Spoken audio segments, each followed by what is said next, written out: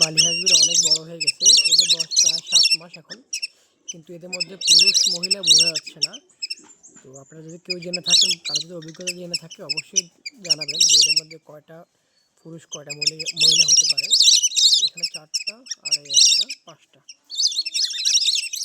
আয় আয় আয় আয় আয় আয় আয় আয় আয় আয় আয় আয় আয় আয় আয় আয় আয়।